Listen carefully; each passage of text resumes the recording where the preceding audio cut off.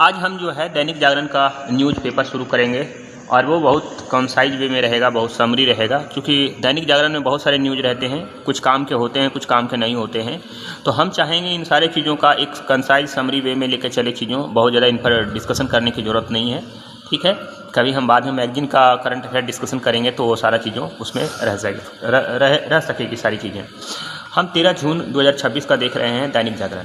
तो इसमें से पहला न्यूज़ ये निकल के आ रहा है कि ट्रंप का दावा है कि ईरान युद्ध जो है ख़त्म हो चुका है, अब हम लोग जल्दी ही समझौता करेंगे। हालांकि ट्रंप तो कितने दिनों से ऐसा कह रहे हैं, लेकिन युद्ध तो ख़त्म नहीं हो रहा है, हम और आप सब जान रहे हैं। अब एक ही चीज़ को हमको लेके बैठना नहीं है।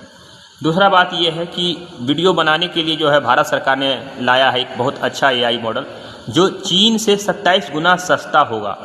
AI मॉडल वो चीन से 27 गुना सस्ता होगा। सचमुच में अगर ऐसा है तो भारत सरकार अगर ऐसा ला रही है तो युवाओं के लिए बहुत अच्छा होगा। कंटेंट क्रिएशन में वो आसानी से वीडियो बना सकेंगे और अब थंबनेल वगैरह सब चीज़ें जो बनाते हैं या कोई भी एडिटिंग, फोटोशॉप, ये सब चीज़ें आसानी से हो सकती है। हालांकि ये आएगी तब हम देखेंगे। सरकारें तो बहुत कुछ बोलती है, लेकिन पूरा कितना होता है वो आप सब जानते हैं।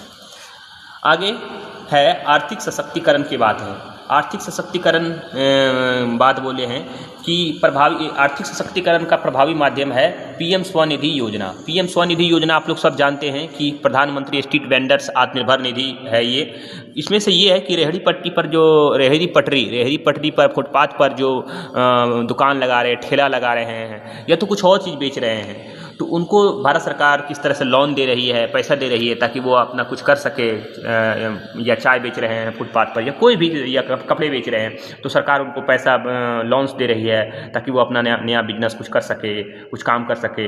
तो वही कहा है कि इससे आर्थिक सशक्तिकरण को बढ़ावा मिला है। PM स्वनिधि योजना, इसको हम बोलते हैं प्रधानमंत्री स्ट्रीट वेंडर आत्मनिर्भर योजना।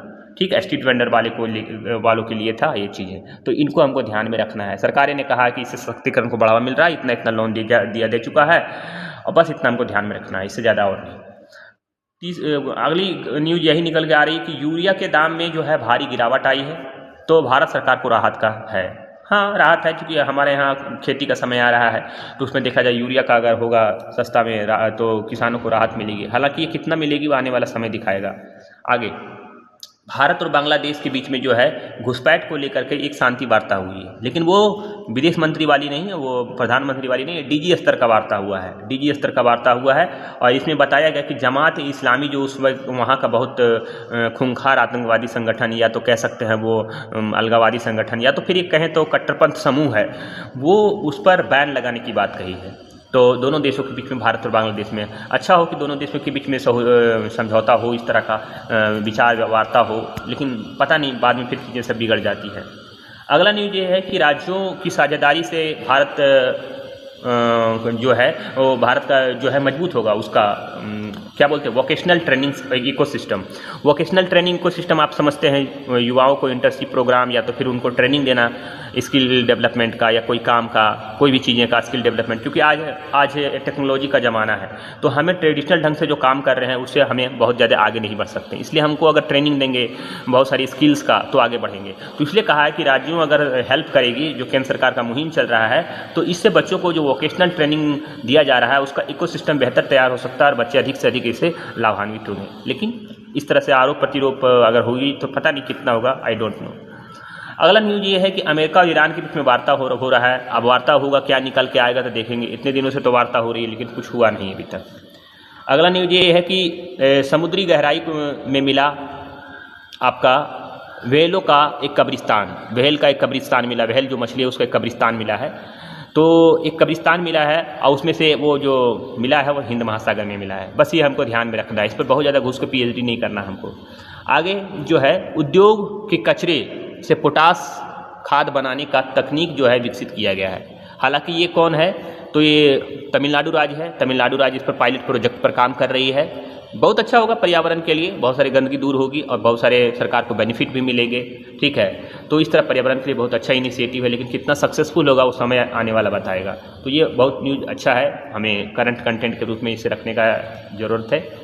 अगला है कि अमेरिका ने नाटो से अपना जितना भी 1/3 लड़ाकू विमान है वह वापस बुला लिया। चूँकि जानते हैं कि अमेरिका और नाटो में एक तरह से अभी टसल चल रहा है, चूँकि नाटो के बहुत सारे देशों ने ईरान युद्ध में अमेरिका को सपोर्ट नहीं किया, तो नाटो से बहुत दूरियां बढ़ गई है अमेरिका का, और वो कह रहा है कि जो अपनी वहाँ 1/3 विमान है या तो कुछ भी है सैन्य चीज़ें हैं उसको हम अपना वापस बुला लेंगे या वापस बुला लिया जाएगा। हालांकि ये भी बहुत सारा चीज़ें हमेशा अमेरिका बोलते रहती है, तो उस पर ध्यान देने की ज़रूरत है। आगे एक है कि एक बहुत अच्छा न्यूज़ है वन क्वेश्चन में कि एलोन मस्क जो है दुनिया का सबसे $1 ट्रिलियन वाले इकोनॉमी वाले व्यक्ति बने हैं, यानी सबसे अमीर, मतलब कि $1 ट्रिलियन या $1 ट्रिलियन से अधिक अभी अगर पैसा किसी के पास है तो एलोन मस्क के है पास है, दुनिया में किसी के पास नहीं है वो, तो ऐसे व्यक्ति वो बन चुके हैं। तो ये चीज़ हमको ध्यान में रखना है, $1 ट्रिलियन वाले व्यक्ति बन चुके हैं एलोन मस्क।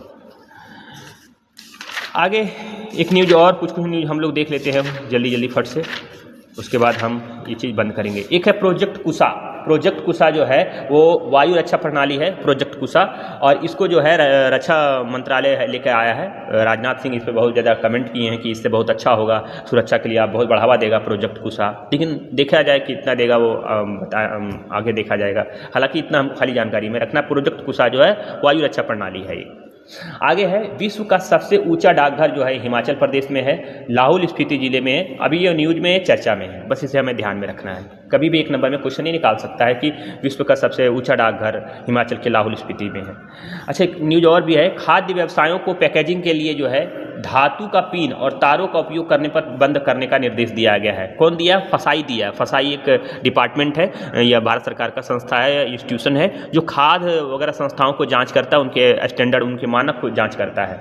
तो उसने ये निर्देश दिया, सख्त निर्देश, कि तार और पिन वगैरह जो उपयोग करता है खाद्य पदार्थों में उसको बंद किया जाए। हालांकि ये न्यूज़ बहुत इंपॉर्टेंट है, इसको हमको ध्यान में रखना है। तो ये सारा ये न्यूज़ था, कुछ करंट अफेयर्स जो ये सब दैनिक जागरण का न्यूज़ था, जो दैनिक जागरण में 13 जून को आया था।